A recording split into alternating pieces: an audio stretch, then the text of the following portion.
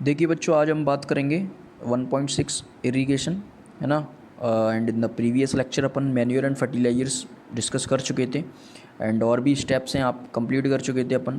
Ploughing है ना, sowing है और मैन्योर एंड फर्टिलाइजर्स। अब उसके बाद में जो है आपका इरिगेशन होता है ना, सिंचाई, पानी देना क्रॉप्स को। तो अपन इसमें देखेंगे व्हाट इज़ इरिगेशन, पढ़ते हैं। All living beings need water to live. Water is important for proper growth and development. ठीक है, तो ये सब तो आप जानते ही हो, जनरल है।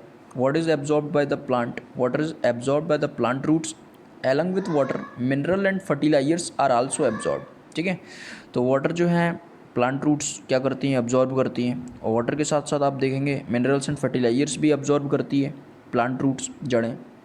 Plants contain nearly 90% water. ठीक है, तो इसीलिए तो ज़रूरी है water. Water is essential because germination of seeds does not take place under dry conditions. ठीक है, तो पानी नहीं देंगे तो क्या हो जाएगा, वो जरूर मतलब सीड्स जो है जर्मिनेट ही नहीं करेगा। ठीक है, ड्राई कंडीशंस में वो जर्मिनेट ही नहीं करता है, पानी तो ज़रूरी है। Nutrients dissolved in water are transported to each part of the plant. अब जो न्यूट्रिएंट्स मैन्योर एंड फर्टिलाइजर आपने दिए सॉइल में, वो भी क्या करते हैं, वो भी वाटर में डिजॉल्व होके ट्रांसपोर्ट होते हैं to the each part of the plant, water plant के अलग अलग हिस्सों में। Water also protects the crop from the frost and hot air currents. तो ये इन सभी चीज़ों से भी बचाता है, गर्मी से बचाता है। And to maintain the moisture of the soil for healthy crop growth fields have to be watered regularly. तो जब आपको मॉइस्चर रखना है, सॉइल को नमी रखनी है हेल्दी क्रॉप के लिए, ये ज़रूरी है। ठीक है, तो फील्ड्स को क्या करना पड़ेगा, आपको वाटर ज़रूरी है रेगुलरली। ठीक है, ऐसा नहीं है कि दे दिया एक बार फिर आपने छोड़ दिया, ऐसा नहीं है, वो ड्राइड अप हो जाएंगे।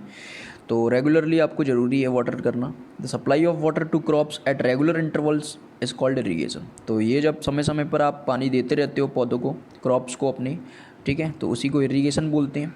और the time and frequency of irrigation varies from crop to crop, soil to soil and season to season.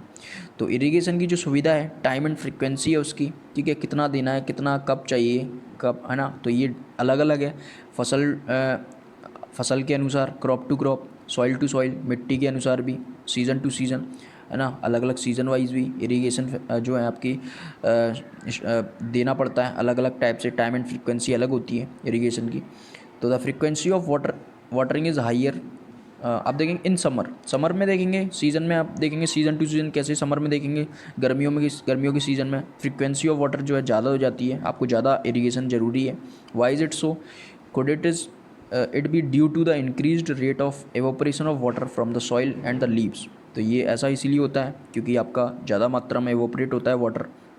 Evaporation जो है प्रोसेस होती है ना, जिससे कि वाटर जो है आपका गैसियस फॉर्म में चेंज हो जाता है, अपना स्टेट जो है चेंज करता है, वाटर एवोपरेट होता रहता है, वास्प के रूप में उड़ जाता है। तो ये सॉइल से और लीव्स के द्वारा वाटर का लॉस होता रहता है, एवोपरेट होता रहता है। और ड्यूरिंग समर्स तो बहुत ज़्यादा होता है। I am very careful this year about watering the plants. Last summer my plants dried up and died। तो ये बहुत अच्छी बात है ना। इस बार तो उसने प्लांट्स बचा लिए अपने, लेकिन लास्ट समर उसने नहीं बचा पाए, ड्राइड अप हो गए, सूख गए, इरीगेशन ही नहीं दिया उसने। अब देखेंगे सोर्सेज ऑफ इरीगेशन में क्या है, इरीगेशन कैसे कर सकते हैं वो जानेंगे। The sources of water for irrigation are wells, कुएँ, ट्यूबवेल्स लगाए जाते हैं, है ना। मोटर पंप आजकल ट्यूबवेल्स वगैरह पाइप लगा लेते हैं। पॉन्ड्स, तालाबों से, लेक्स, झीलों से, रिवर्स, नदियों से डैम्स बनाए जाते हैं, कैनाल्स, नहरें बनाई जाती हैं।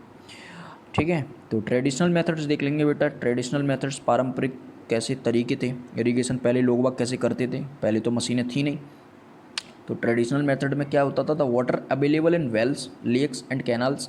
तो इन इन यही सोर्सेज से पानी लिया जाता था, लिफ्टेड अप, निकाला जाता था बाय डिफरेंट मेथड्स, है ना, अलग अलग मेथड्स से, इन डिफरेंट रीजन्स, अलग अलग रीजन्स में, अलग अलग क्षेत्रों में अलग अलग मेथड्स चलते थे। For taking it to the fields, खेतों तक ले जाते थे। कैटल और human labour is used in these methods, so these methods are cheaper but less efficient. The various traditional ways are. तो इनमें तो है बेटा ह्यूमन लेबर लगती थी, ठीक है, मेहनत लगती थी। कैटल, है ना, बफेलो, काऊ, ऑक्सन, ये सब जो हैं कैटल्स होती हैं, ये लगते थे जानवर, है ना। और कई सारे वेरियस ट्रेडिशनल वेज, जैसे मोट हो गया, पुली सिस्टम खींचना, चेन पंप हो गया, है ना। तो जैसे मोट है, ये चेन पंप है, ये ढेकली है, और एक राहत है, ढेकली एंड राहत, लीवर सिस्टम, ये राहत। तो ये सब जो है बेटा क्या है, पारंपरिक मेथड्स हैं, ट्रेडिशनल मेथड्स हैं फॉर इरीगेशन। अब मोट में होता क्या है, आप तो वैसे जानते ही हो, और भी कई सारे मैं आपको बताऊं कि और भी कई सारे वीडियोज़ हैं, छोटे छोटे शॉर्ट क्लिप्स वीडियोज़ हैं। अगर आप डालेंगे मोट सिस्टम, ये ट्रेडिशनल मेथड्स ऑफ इरिगेशन, तो वो छोटे छोटे कार्टून टाइप जो है एनिमेटेड जो है वीडियोज़ हैं उसमें बताया गया है। लेकिन मैं और बता देता हूँ, इसमें होता मोट में यही है कि वेल्स दिए गए हैं, वेल्स से पानी ड्रॉन अप खींचा जाता है, पुली सिस्टम इसे बोलते हैं, इसीलिए खींचा जाता है। कौन खींचता है, ये जो रोप है ना, वो रोप जो है एनिमल्स से बंधी हुई है, एनिमल्स आगे चलता जाएगा, रोप ऊपर जाती जाएगी, और ये जो है आपका पानी निकल के आ जाता है। अब ये इंसान जो है पानी डालेगा और यहाँ से जो है पानी आपका खेतों तक पहुँच जाएगा। तो ये मोट सिस्टम हो गया। अब चेन पंप में यही होता है, चेन पंप में भी जो है आपका रोप जो है बंधा हुआ है एक लीवर से, तो यहाँ से वो खींचती है, यहाँ से ये ऐसे पानी आता है, ऐसे ड्रोन होते हुए आपका पानी निकल जाता है खेतों में, ठीक है। और ये डेगली में ये होता है कि डेगली में आपका देखेंगे ये जो पत्थर है, ये पत्थर से क्या होता है, ये आपका पानी लिया कुएँ से, नीचे जाएगा, आप उसको नीचे ले जाते हैं, पानी भर के आएगा, तो पत्थर के इससे ये टाइड अप है ना, ये पत्थर ये हैवी होता है, तो फिर ये इसके वजन से जो है नीचे ये फोर्स लगाएगा इधर को, तो ये ऊपर उठ के आएगा, पुल खींचेगा ठीक से, तो ऐसे वो पानी ड्रॉन अप हो जाता है, निकल के आता है। रात में ये जो घूमती है ऐसे, ये व्हील लगा हुआ है, यहाँ से ऐसे लीवर जो है कनेक्टेड है यहाँ तक, ऐसे लाइन गई हुई है नीचे से, तो ये ऐसे चलता है, ये ड्रॉन अप होता है। ये कुआँ है, आगे बताया नहीं क्या इसमें, कुआँ है, कुएँ से पानी आपका निकल के आ रहा है ऐसा चेन टाइप में, ऐसी बाल्टियाँ लगी होंगी उसमें, ठीक है। तो ये कुएँ से पानी निकल के आ रहा है, फिर यहाँ पे ये जो चैनल है, चैनल में पानी ड्रॉन अप होता है, निकाला जाता है, फिर यहाँ से खेतों में पहुँचाया जाता है। तो और भी छोटी छोटी एनिमेटेड वीडियोज़ हैं, उनमें समझ में आ जाएगा, लेकिन आपको शॉर्ट में ये पता होना चाहिए कि ये जो मेथड्स हैं वो ट्रेडिशनल मेथड्स हैं, ओके।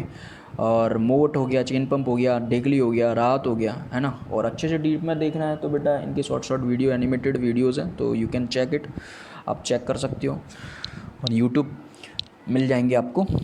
फ़िलहाल देखेंगे pumps are commonly used for lifting water. Pumps का यूज अब चलता है आजकल, डीजल है ना, diesel, biogas, electricity and solar energy is use to run these pumps. और इन जो पम्प्स हैं, पम्प्स को चलाने के लिए क्या करना पड़ता है, डीजल का, बायोगैस का, इलेक्ट्रिसिटी का, सोलर एनर्जी है ना, उनको यूज करना पड़ता है। इस एनर्जी का यूज करके ही तो पम्प्स चल पाएंगे, अदरवाइज़ कैसे चल पाएंगे।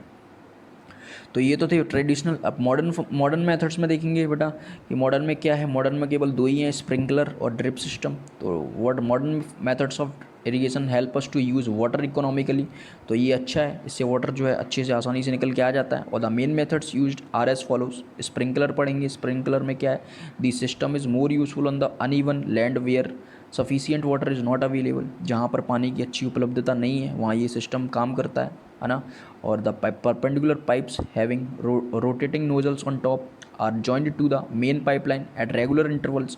तो ये जो पाइपलाइंस है यहाँ से देखो मेन पाइपलाइन से जॉइंड है, और यहाँ से ये देखो ये गए हैं, ये अलग अलग पाइप्स गए हैं और परपेंडिकुलर हैं ये, है ना, परपेंडिकुलर हैं। और यहाँ पे नोजल लगा हुआ है, नोजल घूमते रहता है, पानी देते रहता है, घूमता रहता है, पानी देते रहता है, बढ़िया, ठीक है। तो ये अच्छा है। और when water is allowed to flow through the main pipe under pressure with the help of a pump, it escapes from the rotating nozzles, it gets sprinkled on the crop as if it is raining, ठीक है। तो आप देखेंगे तो काफ़ी अच्छा system है ये, नोजल जो है आपका रोटेट होता रहता है, पानी देता रहता है, और जब it gets sprinkled on the crop as if it is raining, जैसे कि बारिश हो रही हो, वैसा फील हो, ऐसा लगता है आपको जैसे कि बारिश हो रही हो। Sprinkler is very useful for lawns, coffee and plantation and several other crops. कई सारी क्रॉप्स में ये सिस्टम यूज होता है, इरिगेशन सिस्टम, ठीक है। ज़्यादातर कॉफ़ी में, है ना, बागानों में, लॉन्स में, प्लांटेशन, पौधों में, ओके।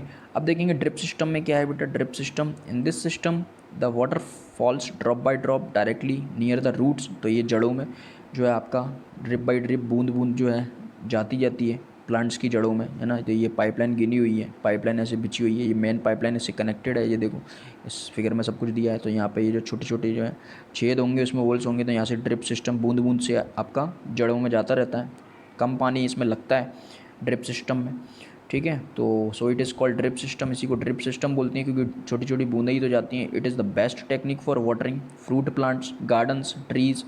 फ्रूट प्लांट में, गार्डन्स में, ट्रीज़ में ज़्यादा यूज होता है। Water is not wasted at all, ज़्यादा पानी वेस्ट भी नहीं होता। It is a boon in regions where availability of water is poor. और ये तो बहुत अच्छा है, जहाँ पर अवेलेबिलिटी ऑफ वाटर बहुत बेकार है वहाँ पर तो ये बहुत ज़्यादा यूज होता है, ठीक है बेटा। तो ये जो फिगर थे ए और बी, है ना, ए में दिया है स्प्रिंकलर सिस्टम, तो आप ठीक से देख लें, वीडियो को पॉज करके भी देख लें। बी में ड्रिप सिस्टम दिया गया है, ठीक है। तो ये जो थे मेथड्स ऑफ इरीगेशन थी, ट्रेडिशनल मेथड्स ऑफ इरीगेशन भी पढ़ लिए, मॉडर्न मेथड्स ऑफ इरीगेशन भी पढ़ लिए। तो होप सो आपको टॉपिक समझ में आया होगा इरीगेशन का। अगर आपको अच्छा लगता है वीडियो तो like the video, share and subscribe to the needy students. And कोई भी डाउट हो you can ask me in the comment section, ठीक है। एंड फीडबैक ज़रूर देना यार, है ना, कमेंट भी ज़रूरी है, इससे पता लगता है कि हमारे वीडियो लेक्चर्स कैसे बन रहे हैं। और अगर कोई मुझे जल्दी में मैं कोई मिस्टेक कर देता हूँ तो you can ask me in the comment section, आप मुझे बता भी सकते हैं, पूछ भी सकते हैं, ठीक है। क्योंकि जल्दी में पढ़ाते थोड़ा बहुत मिस्टेक हो जाती है, तो I will make it correct, मैं उसे करेक्ट करूँगा, ठीक है। और इन सभी वीडियो लेक्चर्स के सभी चैप्टर्स के क्वेश्चन आंसर्स बेटा मैं सेपरेटली बना दूंगा एक वीडियो लेक्चर लास्ट में, उसमें सभी क्वेश्चन आंसर्स अपन करेंगे, एनसीईआरटी क्वेश्चंस करेंगे, एक्सरसाइज क्वेश्चंस करेंगे, सभी करेंगे। और जो भी दिक्कत होती है, प्रॉब्लम होती है, feel free to ask in the comment section, okay. तो मिलते हैं in the next video lecture, till then goodbye, take care and thank you.